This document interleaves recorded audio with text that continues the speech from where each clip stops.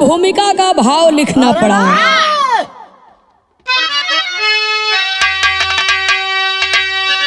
बेटी जगत की है सृष्टि रचयिता,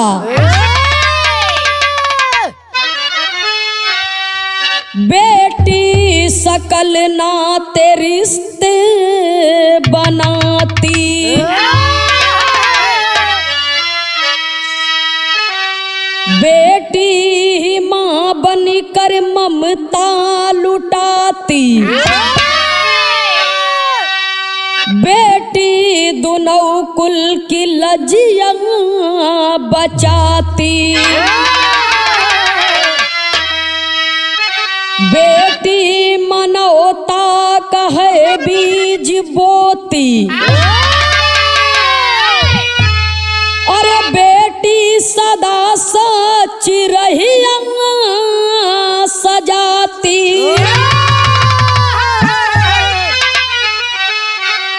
बेटी की इज्जत लूटते क्रूर पापी, बेटी शर्म से है मुँहवा छिपाती।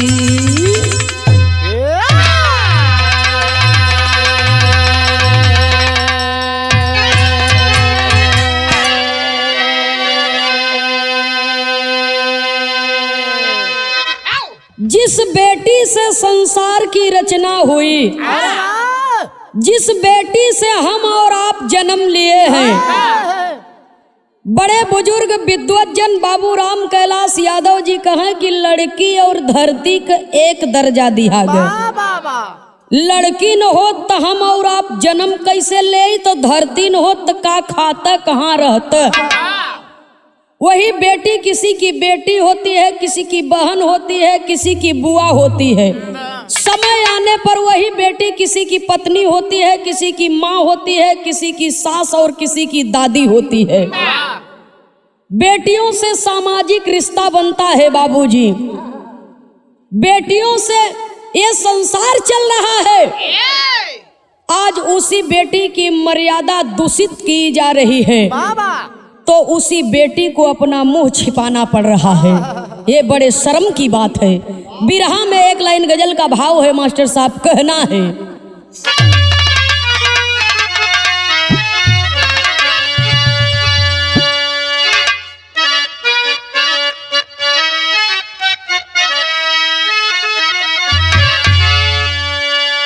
सागर में मिली सरिता,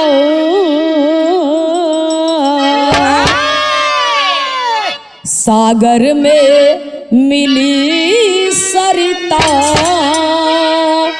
कभी साहिल नहीं मिलते।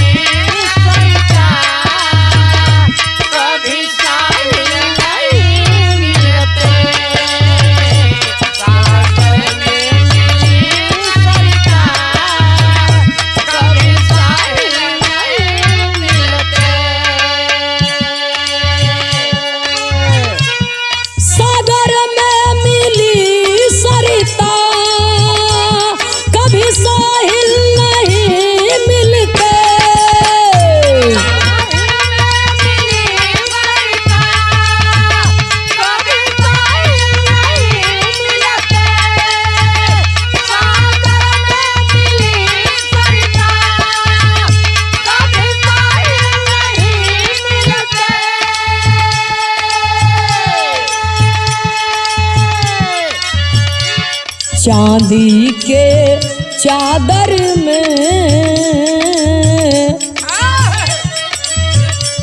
चांदी के चादर में कभी फूल नहीं खिलते।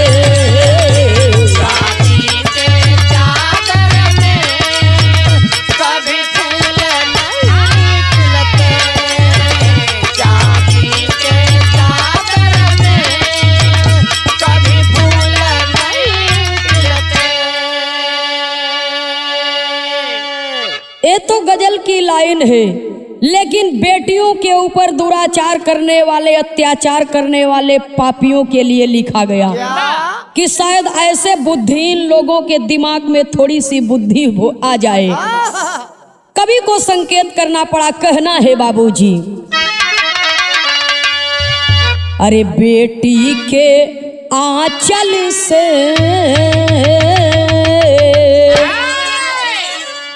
बेटी के आंचल से बहे ममता की धारा है।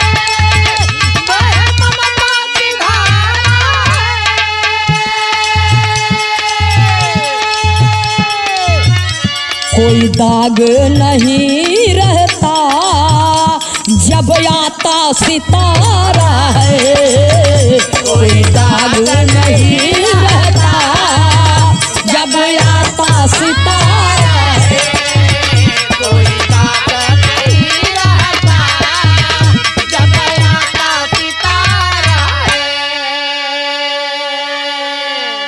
सुनने वाले श्रोता सज्जनों, बेटियों के हृदय में प्रेम और आंचल में ममता होती है, और जब देश खतरे में था तो एक से बढ़कर के एक बेटियां वीरांगना बनकर के आगे आई और पुरुषों के कंधों से कंधा मिलाकर के लड़ी और देश को आजादी दिलाया।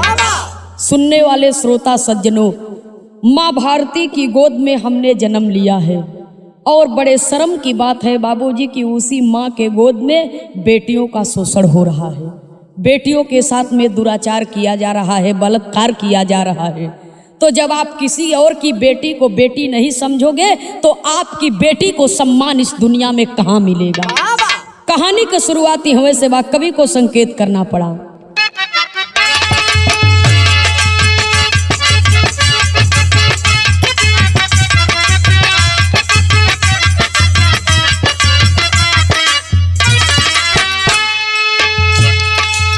गाजियाबाद जिला, गाजियाबाद जिला यूपी के दरमियान सुनो,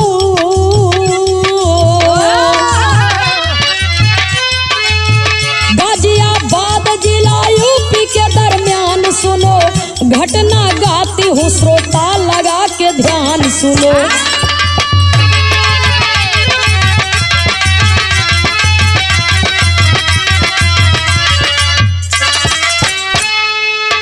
विवेक बिहार मोहल्ले की कारस्तानी है, फैजान कबाड़ी की दुकान एक निशानी है, दरिंदा व्यक्ति उसका मन चलो से यारी थी, लड़कियां देख तंज कसना होशियारी थी, गरीब परिवार थोड़ी दूर पर बसेरा था, बीबी बच्चों के साथ रहता वो कमेरा था।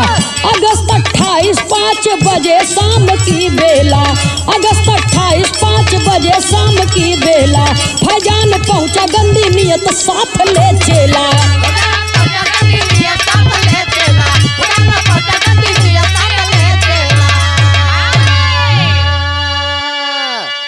जरा आप लोग कहानी को समझ लें। उत्तर प्रदेश जिला गाजियाबाद, जिला गाजियाबाद में विवेक विहार नाम का मोहल्ला है बाबूजी।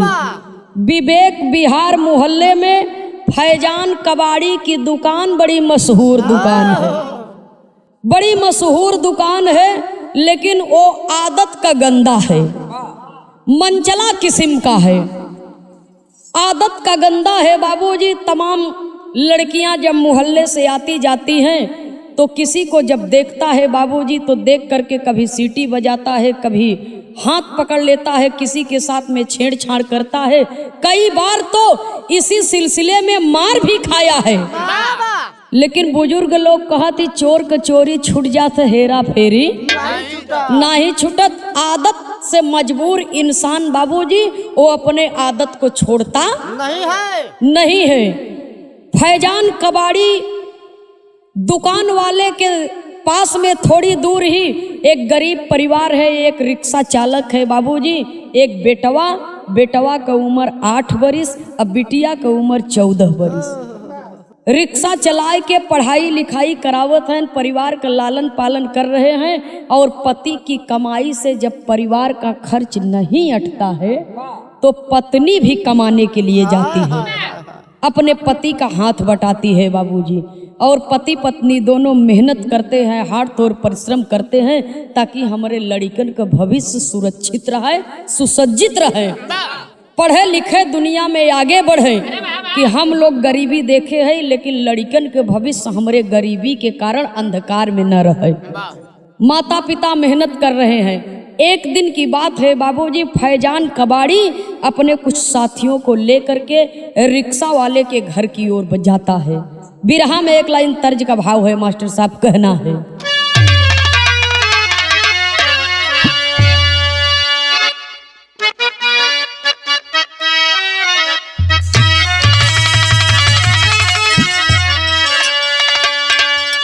पिया मोर कुंवर कन्हैया,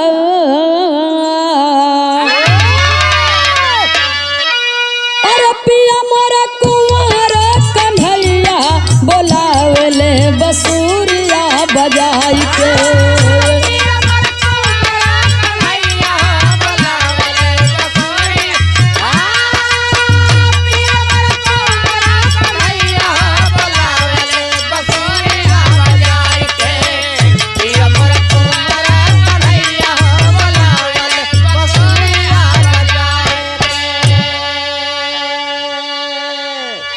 रिक्शा वाले की बेटी गरीब बाप की औलाद है लेकिन खूबसूरत है। और उस गरीब परिवार के अस्मत पर, गरीब परिवार की मर्यादा पर उस मनचले फैजान कबाड़ी की नीयत खराब हो गई, नीयत बिगड़ गई और परिवार का सम्मान पाजी खराब करना चाहता है, बिगाड़ना चाहता है। पति पत्नी घर पर नहीं है, दोनों बच्चे हैं बाबूजी, भाई बहन। तो ये पहुंचता है घर पे तो हुआ क्या, पहुंचा है घर के भीतरिया,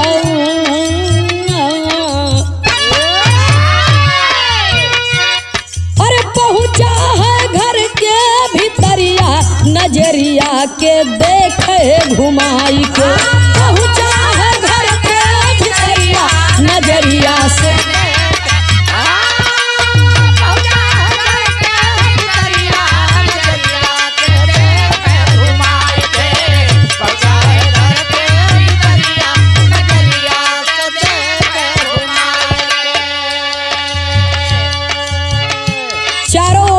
रहा है, चारों तरफ देख रहा है कि कौन कौन घर में है और कौन नहीं है। क्या लोग बाहर से भी हमें तो नहीं देख रहे हैं, किसी की नजर तो हम पर नहीं है।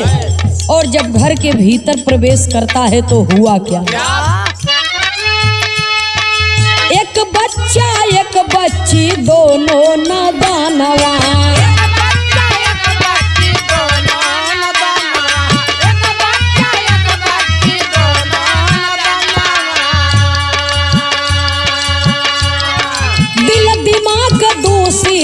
कामी अर मनवा,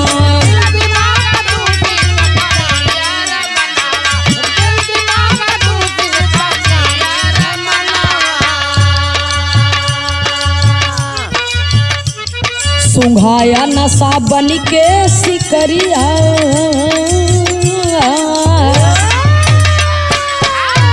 सुंघाया नशा बन के सिकरिया, नजरिया के देखे घुमाई।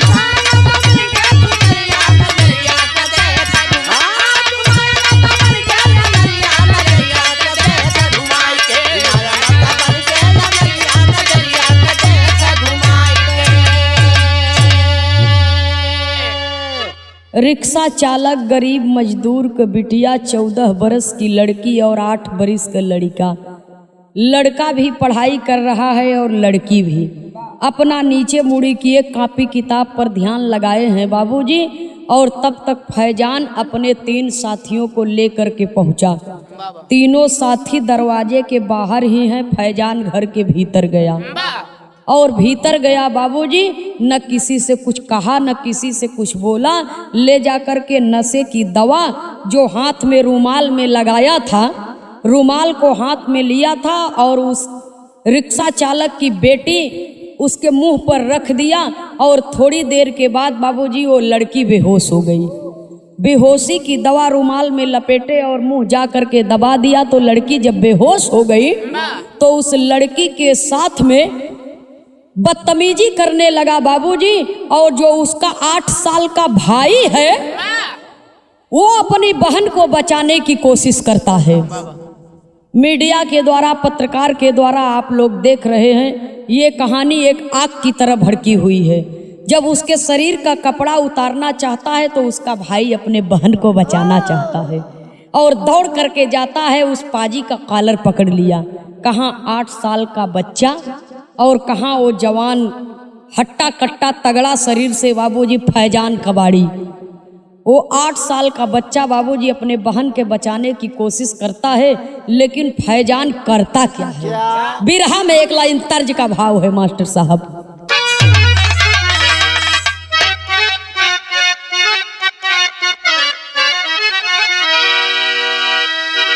अरे सिर पर टोपी लाल हाथ में रेशम की रुमाल, ओ तेरा क्या कहना।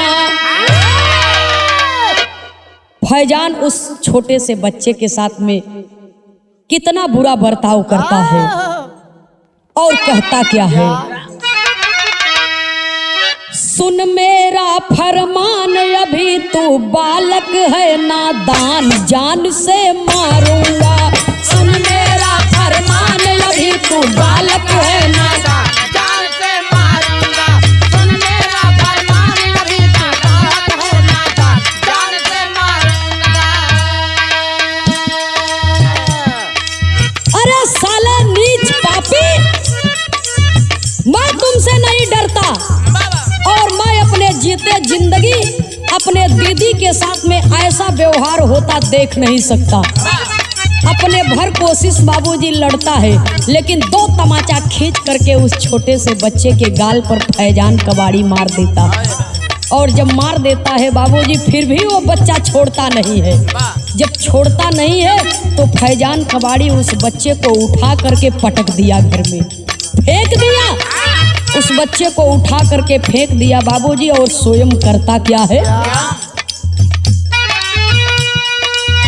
करी ना चेत कोई ना होत बसहैया हो, होत बसहैया।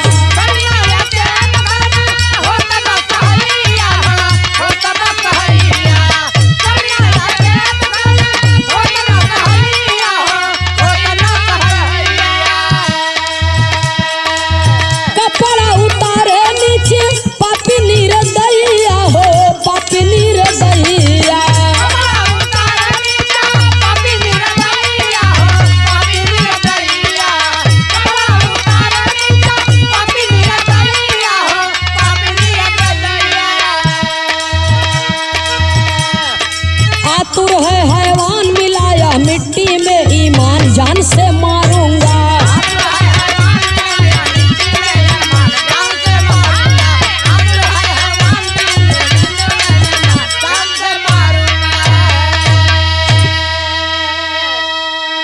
उसके भाई को तो उठा करके फेंक दिया बाबूजी। और वो भाई उठा है और ऐसा बर्ताव देख करके वो डर गया, सहम गया, डर गया, सहम गया और कोने में छिप करके बैठा, रो रहा है बाबूजी नीचे गर्दन झुकाए हुए। लेकिन ये फैजान बेहोशी की हालत में उस बच्ची के वस्त्र को उतार देता है बाबूजी और उसके साथ में हैवानियत और बलात्कार जैसे घृणित कार्य करता है और उसके ईमान को दाग दाग कर दिया पाजी।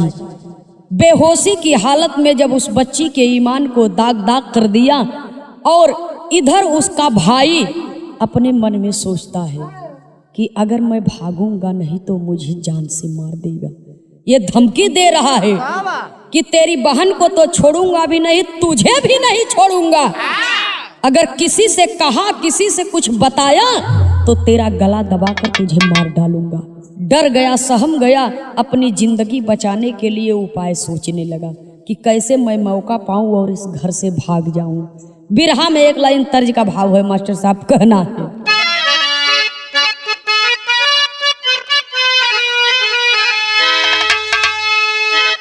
अरे हम तो तोहरे प्रीतिया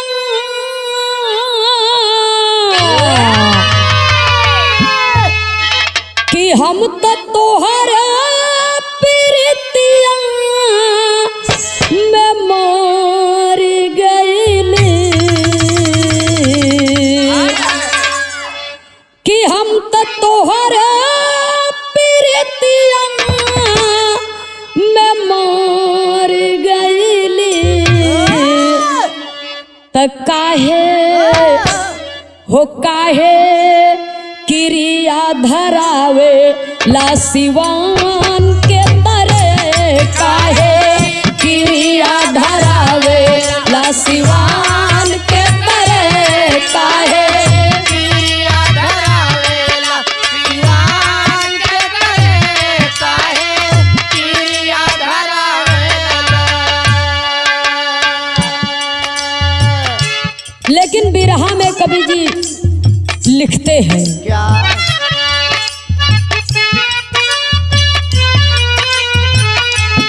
मौका पाई के छोकरा,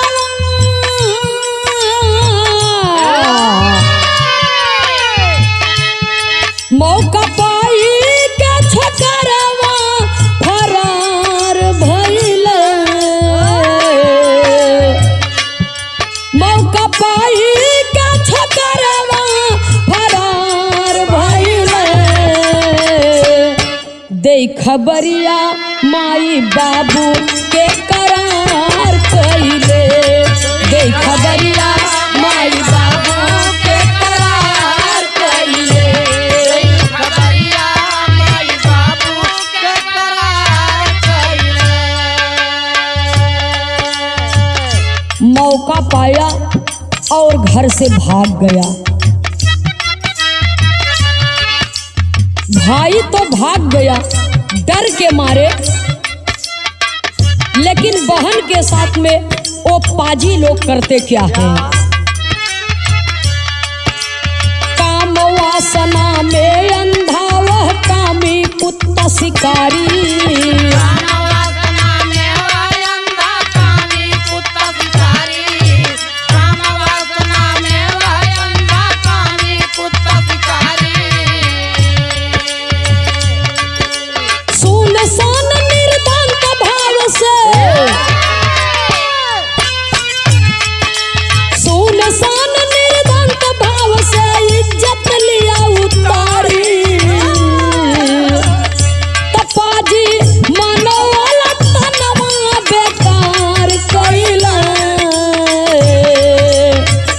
हे पाजी मनो वाला तनवा बेकार कइला, दे खबरिया माई बाबू के करार कइले, दे खबरिया माई बाबू के। खबरिया माई बाबू के करार कइले। अपनी बहन के साथ में दुर्व्यवहार करता देख करके भाई मौका पा करके भागा और सोच रहा है कि मैं अपने मम्मी और पापा को बताऊंगा जा करके, मम्मी और पापा को बताऊंगा। वो जा करके शहर में ढूंढता है, लेकिन मम्मी को कहाँ से पाए और पापा को कहाँ से पाए। दोनों अलग अलग जगह पर मजदूरी कर रहे हैं, पापा रिक्शा चला रहे हैं, मम्मी कहीं और गई है मजदूरी करने के लिए। बेटा अपने मन में प्रतिज्ञा किया कि मैं अपने माता पिता को जरूर बताऊंगा और इसे इसके किए की सजा मिलनी चाहिए। बेटा तो माँ के पास में बाबूजी नहीं पहुँचता है बताने के लिए, लेकिन माँ घर आ जाती है। माँ जब घर आ जाती है बाबूजी तो हुआ क्या, कवि को बिरहा शैली में टेरी के भाव में लिखना पड़ा।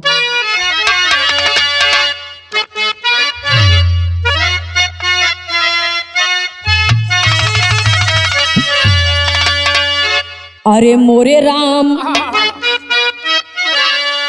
अरे बधाई कैसे सिर पे सेहरा, ये बेटी की इज्जत से ऐसन खेलल जाई। बेटी की इज्जत से ऐसन खेलल जाई तो बधाई कैसे सिर पर सेहरा। अगर बेटियों की मर्यादा ऐसे ही लुटती रहेगी बाबूजी तो इस देश के बेटों के सर पर सेहरा कैसे सजेगा। कवि की लेखनी सवाल करती है। बिरहा में एक लाइन तर्ज का भाव है, माँ जब घर पर आती है तो हुआ क्या।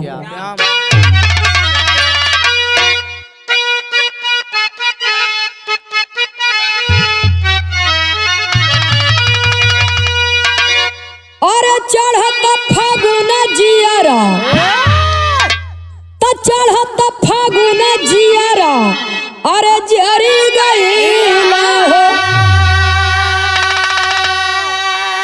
जियारा, जरी गईला हो मोरा सजना सनहिया बिसरी गईले हो, मोरा सजना सनहिया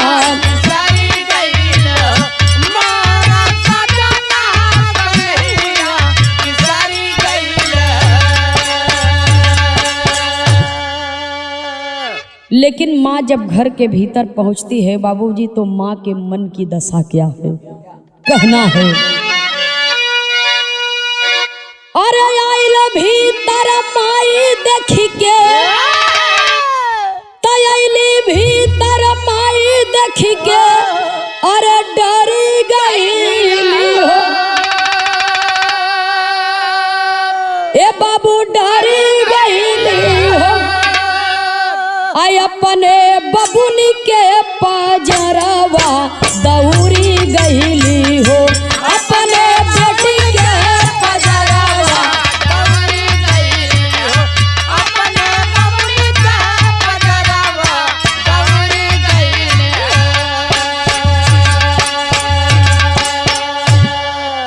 घरवा में खोजे नाही लौके ललनवा,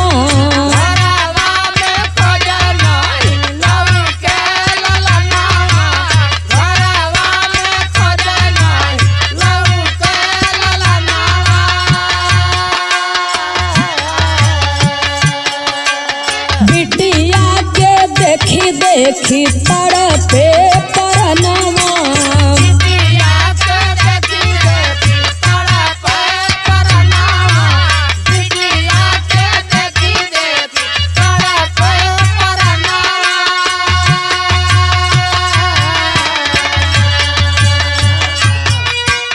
भिजला नजरिया देहिया,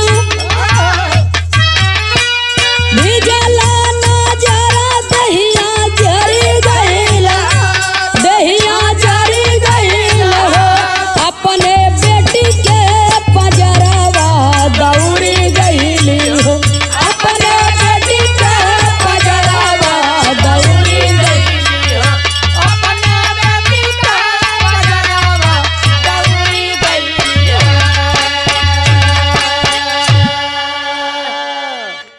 बेटी को अर्धनग्न अवस्था में जब माँ देखती है बाबूजी तो माँ तो अपने होशो हवास को खो बैठती है।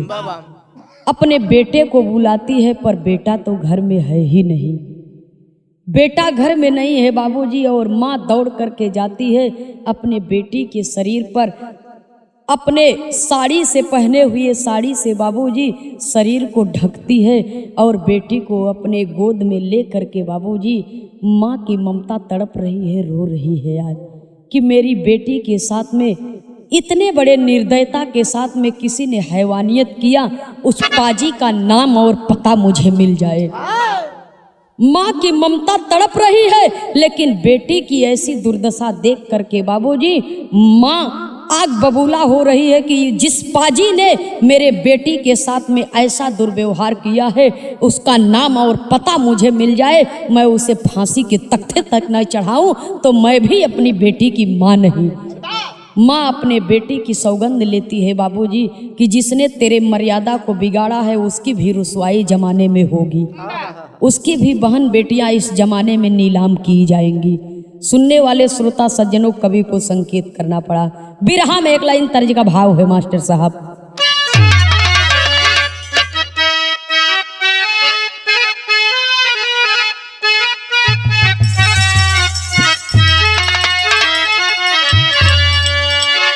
हम तो से पूछिला मालिन आई हो मालिन, हम तो से पूछिला मालिन आई हो मालिन, हम तो से पूछिला मालिन आई हो मालिन,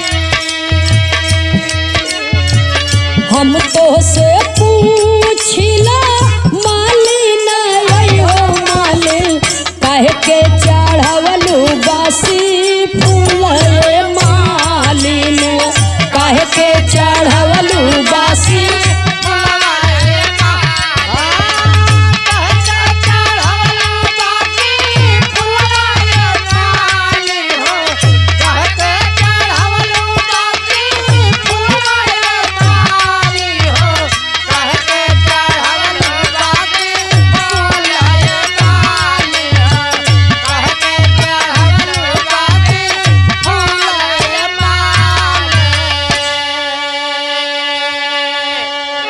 सुनने वाले श्रोता सज्जनों, माँ अपनी बेटी को लेकर के रो रही है और तब तक बेटा भी कहीं से आया, पिताजी को नहीं पाया और घर पर आया, सोचा शायद चल करके देखता हूँ घर पर माँ और पिताजी गए हों। और जब घर पर आता है बाबूजी तो माँ को पाता है, माँ को पाता है, ममता के आंचल में समेटे माँ अपनी बेटी की मर्यादा के लिए रो रही है, अपने बेटी के सम्मान के लिए रो रही है। और बेटा माँ के पास पहुंचा, माँ से जब बताने लगता है तो माँ कहती है अपने बेटे से, क्या कहती है? हम तो से पूछिला लालन आई हो लालन,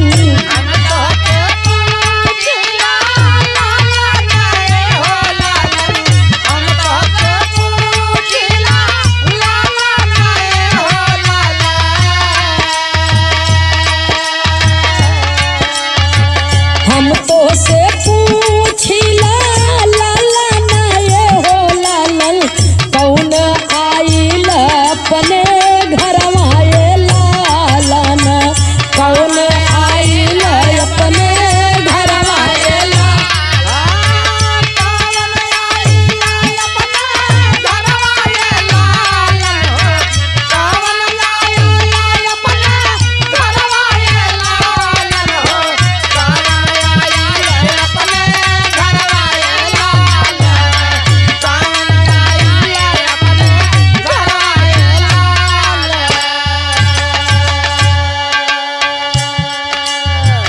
माँ पूछ रही है बेटे से कि कौन आया था बाबू, मेरे न मौजूदगी में कौन आया और तेरी बहन की ऐसी दशा किसने की? तो बेटा कहता है,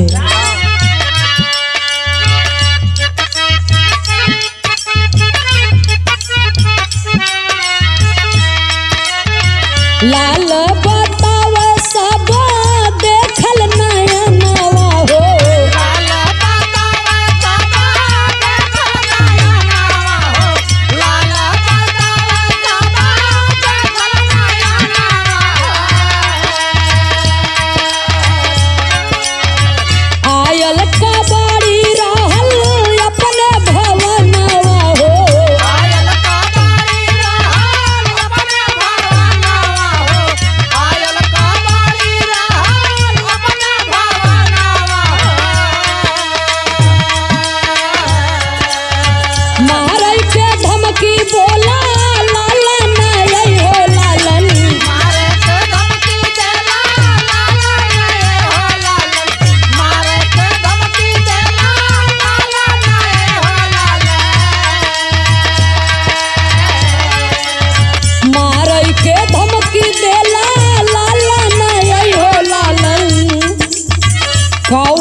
आइल अपने घरवा ये लालन।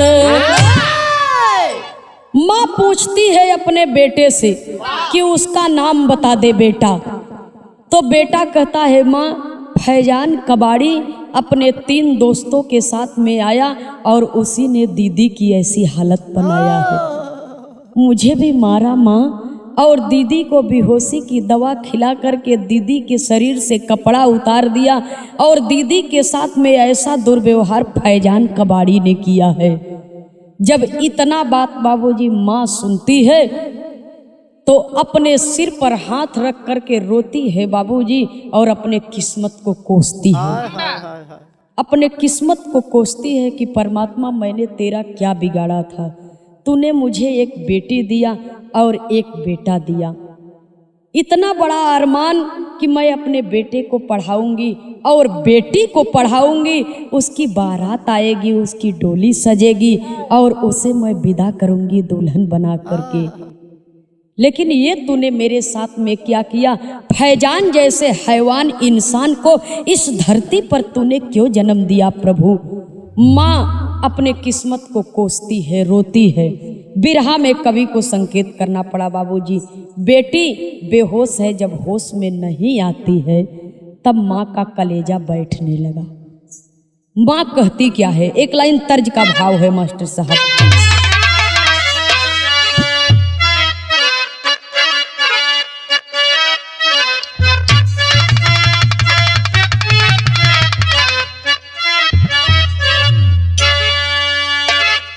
मोरे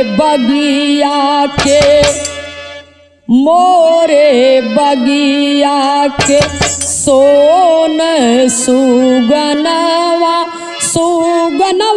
कहवा उड़ी चलवे हो। मोरे बगिया के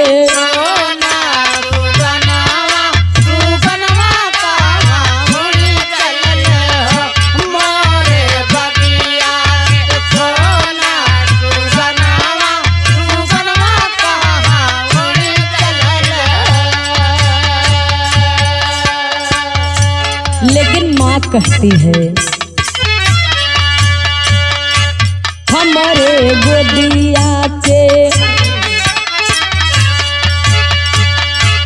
हमारे गोदिया के सुघर चिरैया जन भूलाई जइहा हो।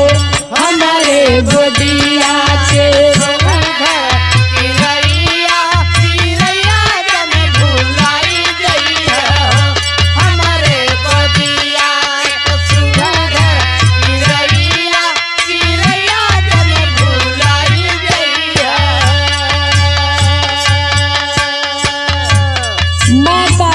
सुन करके तमाम अड़ोसी पड़ोसी के लोग इकट्ठे हो गए और पिता भी घर पे आए हैं। तो बेटी के पास में पिता जाते हैं बाबूजी। माँ अपने बेटी का माथा चूमती है, लेकिन बारे पिता, तूने अपनी बेटी को इतना प्यार से लालन पालन किया और पिता अपनी बेटी का चरण पकड़ लेता है बाबूजी और कहता है कि तू तो मेरे घर की लक्ष्मी है और तू इस तरह से छोड़ करके हम सबको नहीं जा सकती। अंतरे के लाइन में कभी लिखते हैं कैसे भैया हो।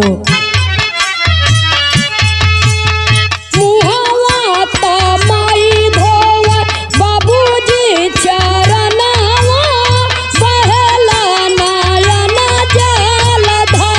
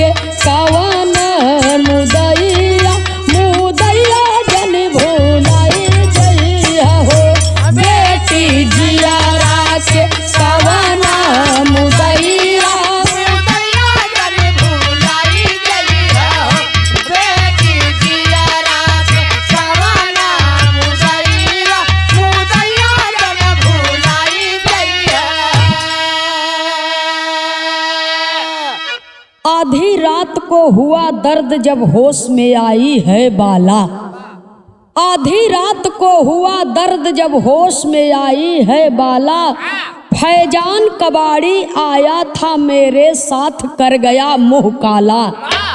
हुआ सवेरा रिपोर्ट लिखाने जबकि थाने पर आए, तोड़ फोड़ सब शुरू हो गया लोग खबर जब है पाए। आज मोहल्ले में एक गरीब की बेटी की अस्मत लूटी गई है और फैजान जैसा हैवान यदि मोहल्ले में रहे तो ना जाने कितने बहन बेटियों की मर्यादा दूषित होगी, ना जाने कितने बहन बेटियों की अस्मत धूल में मिटा देगा पाजी। इसलिए इसको मिटा देना चाहिए। पूरे मोहल्ले के लोग बाबूजी फैजान के खिलाफ थाने में पहुंचे रिपोर्ट लिखाने के लिए, FIR दर्ज कराने के लिए। कवि को संकेत करना पड़ा, कहना है एक लाइन तर्ज का भाव है मास्टर साहब।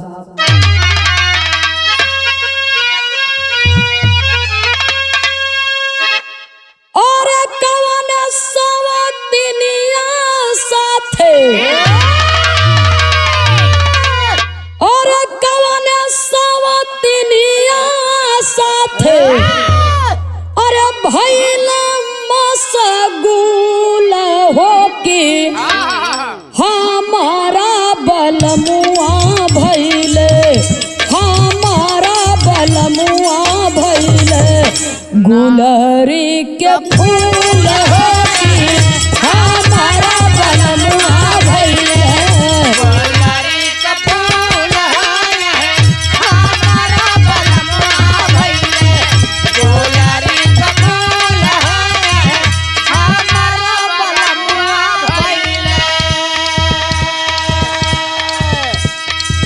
थानेदार के सामने केवल उस बेटी के माता पिता ही नहीं, तमाम मोहल्ले के लोग पहुंचे और कहते हैं थानेदार जी से, क्या कहते हैं बाबूजी? कोई ना बतावे वाला, कोई ना बतावे वाला, लौकत हुजूर हो के कब तक लुटई है बेटी, कब तक लुटई है बेटी, असमत का नूर हो के कब तक लुटई है बेटी, असमत का नूर हो के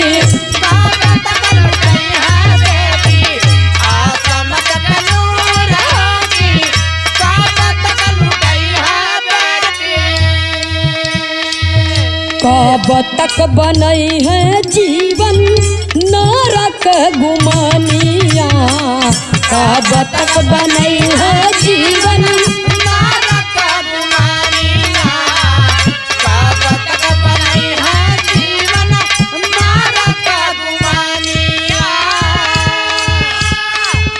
जब तक बेटी नहीं बनी है बघिनिया, जब तक बेटी नहीं बानी है बघिनिया, जब तक बेटी नहीं बानी है बघिनिया।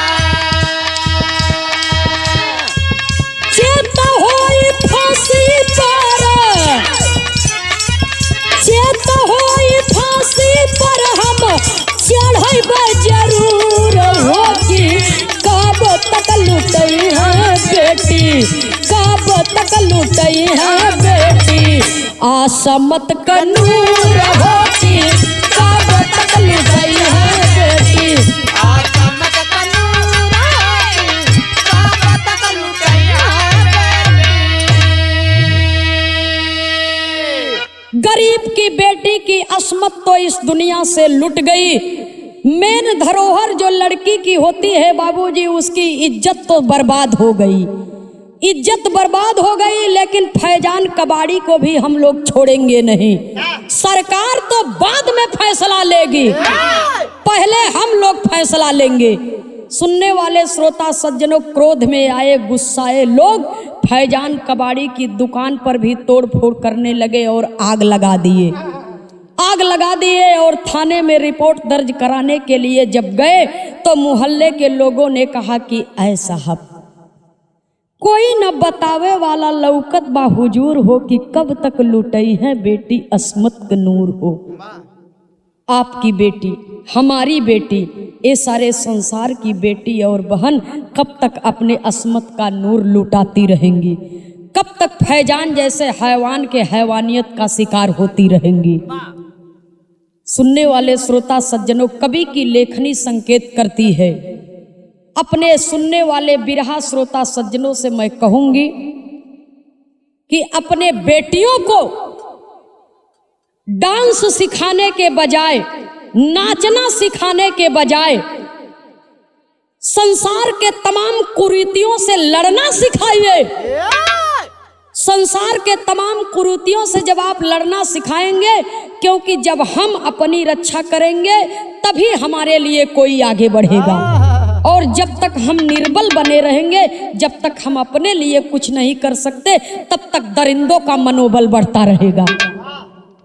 इसलिए इन दरिंदों को अगर सबक सिखाना है तो अपने बेटियों को झांसी की रानी बनाइए, अपने बेटियों को झलकारी बाई की तरह शिक्षा दीजिए, अब ताकि वो वीर बाला की तरह, वीरांगना की तरह आगे बढ़े और फैजान जैसे हैवानियत को अंजाम देने वाले हैवान को फांसी के तख्ते पर चढ़ा सके।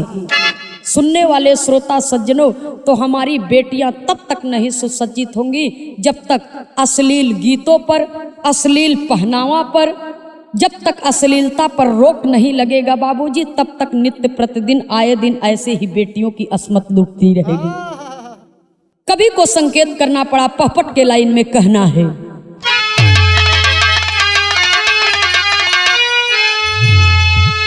अरे दूषित समाज को करता जो इंसान आन मर्यादा पर,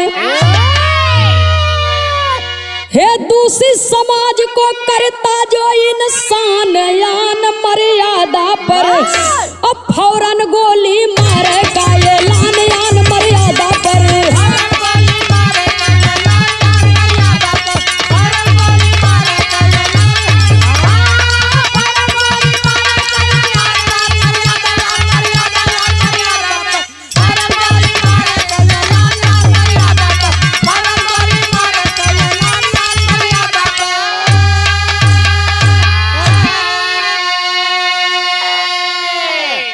अरे एक दूसरे पर दोषारोपण करते क्यों राजनेता हो, और वह भी उतना दोषी अन्यायी का पक्ष जो लेता हो। अरे हो रही है बेटी निस दिन क्यों कुर्बान आन मर्यादा पर, अब फांसी का कर दो साहब ऐलान आन मर्यादा पर। सुनने वाले श्रोता सज्जनों, बेटी की मर्यादा भंग होने से गुस्साए और भड़के लोग, किसी के मुख से आवाज आ रही है कि फैजान जैसे हैवान को गोली से मार देना चाहिए, सरेआम गोली से मार देनी चाहिए, और किसी के मुख से आवाज आ रही है कि उसे फांसी के तख्ते पर चढ़ा देना चाहिए। लेकिन कवि की लेखनी यहाँ संकेत करती है, एक दूसरे पर दोषारोपण करते क्यों राजनेता हो। सुनने वाले श्रोता सज्जनों, बड़े शर्म की बात है कि जिस देश को आजादी दिलाने के लिए हमारे देश की माओ ने अपने बेटे को कुर्बान किया, हमारी देश की बहनों ने अपने भाइयों को कुर्बान किया, हमारे देश की सुहागिनों ने अपने सुहाग को कुर्बान किया। एक नेता वो भी रहे जिसका नाम बतलाया गया, नेता सुभाष चंद्र बोस। तमाम नेता ऐसे हुए बाबूजी जिन्होंने अपने देश के मान मर्यादा के रक्षा के लिए अपने जान की बाजी लगा दी, अपने बहन बेटियों के मर्यादा के लिए अपने जान की बाजी लगा दी। लेकिन आज एक दूसरे को दोषारोपण किया जा रहा है, दोष लगाया जा रहा है कि मेरी शासनकाल में ऐसा हो रहा है तो मेरे में ऐसा नहीं हो रहा था। ये करने से देश की बहन बेटियों की अस्मत बचने वाली नहीं है। सुनने वाले श्रोता सज्जनों, क्योंकि आज अगर एक गरीब की बहन एक गरीब की बेटी की असमत लूट सकती है तो कल आपकी भी बहन बेटी जाएंगी और उनके ऊपर भी गंदी नीयत डालने वाले गंदी नजर डाल सकते हैं। बाबा इसलिए अगर अपनी बेटी को सुरक्षित रखना है तो दूसरे की बेटी को भी बेटी ही समझना पड़ेगा। कभी को संकेत करना पड़ा, आल्हा के लाइन में कहना है बाबूजी।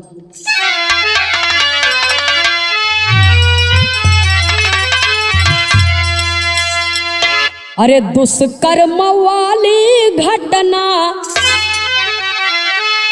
से दुखित सबके मनावा भैया,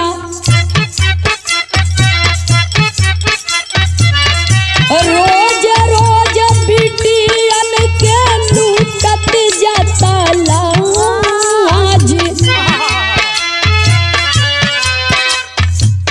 लागता कपारे चढ़ली घोर कल जुगवा भैया, कहवा कन्हैया तू बचौला बहिन के लाज। सुनने वाले श्रोता सज्जनों, लोग कहते हैं कि जिस जगह पर अहंकारी और दुराचारी जन्म लेते हैं तो अहंकारी और दुराचारियों को अपने अंजाम तक पहुंचाने के लिए भगवान भी जन्म लेते हैं। तो भगवान से ये कवि की लेखनी संकेत करती है बाबूजी कि एक बहन की मर्यादा बचाने के लिए आप भरे समाज में प्रकट हो गए और आज लाखों बहन बेटियों की मर्यादा नीलाम हो रही है। क्या उस भगवान के हृदय में दया नहीं आ रही है? सुनने वाले श्रोता सज्जनों, कवि को लिखना पड़ा, कहना है, लागता नपुंसक होई गईले सब समाज के लोग गए, मौका पाई अपन सब देखावला मिजाज, धरना देत जनता वन करी जानता सच्चाई सगरी,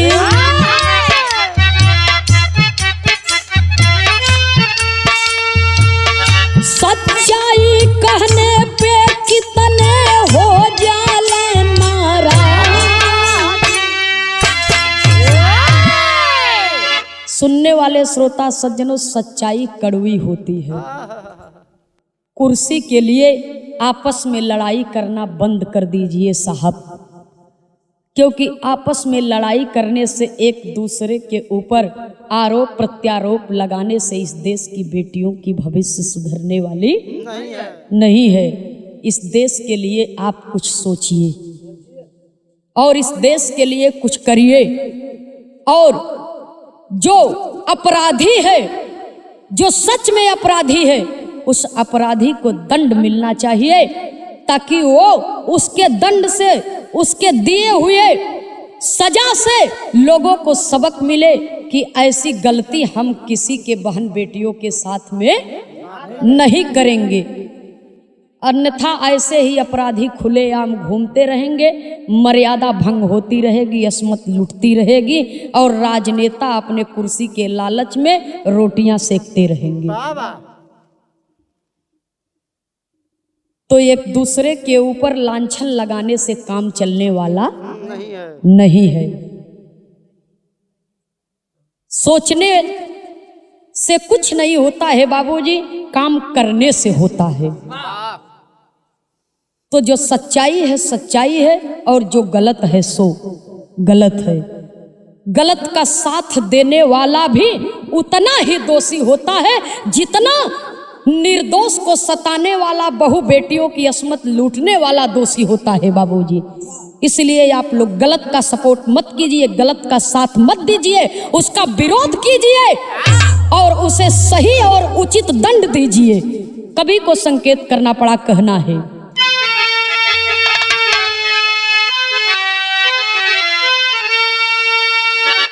घटना सुन के लागे दिल में भारी ठेसावा। हे बाबू घटना सुन के लागे दिल में भारी ठेसावा। आई तना गिर गईले हैं लोग भारत देशवा।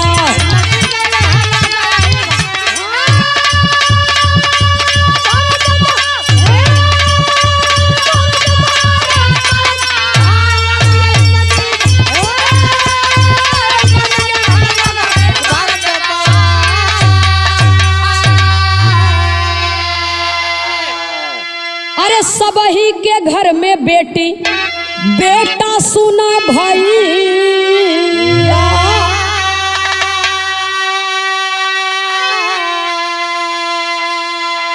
अब बेटी नहीं बची है बेटा कैसे बनी है सही।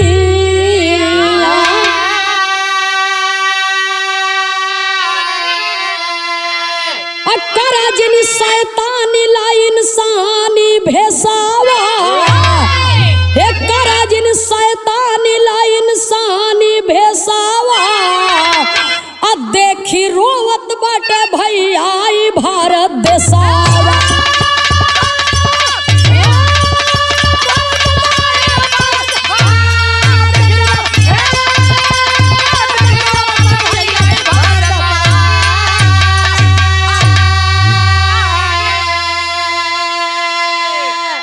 बेटवा का बियाह करबा तो कहबा इतना दहेज चाहिए, इतना रुपया चाहिए, गाड़ी घोड़ा चाहिए, जवन नंबर 1 का रही वही के मंगबा। लेकिन तोहार बेटवा कहाँ से दुल्हा बने जब बिटिया सुरक्षित न रही। सुनने वाले श्रोता सज्जनों, तो बेटियों के लिए आप को आगे बढ़ना है और बेटियों के मान मर्यादा के लिए आपको जिम्मेदारी निभानी है। कवि को संकेत करना पड़ा आखिरी और अंतिम प्रमाण में गुरु घराने के परिचय के साथ में कहना है।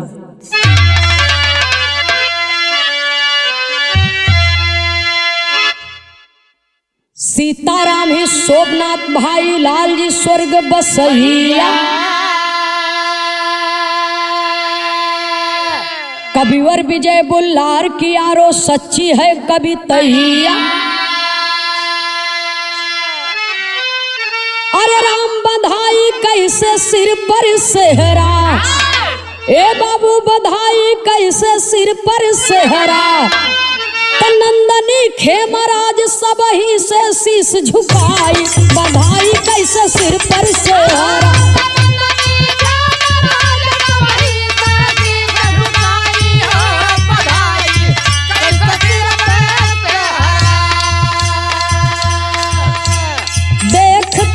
संसार की हालत क्या हो गई भगवान कि कितना बदल गया इंसान। कितना बदल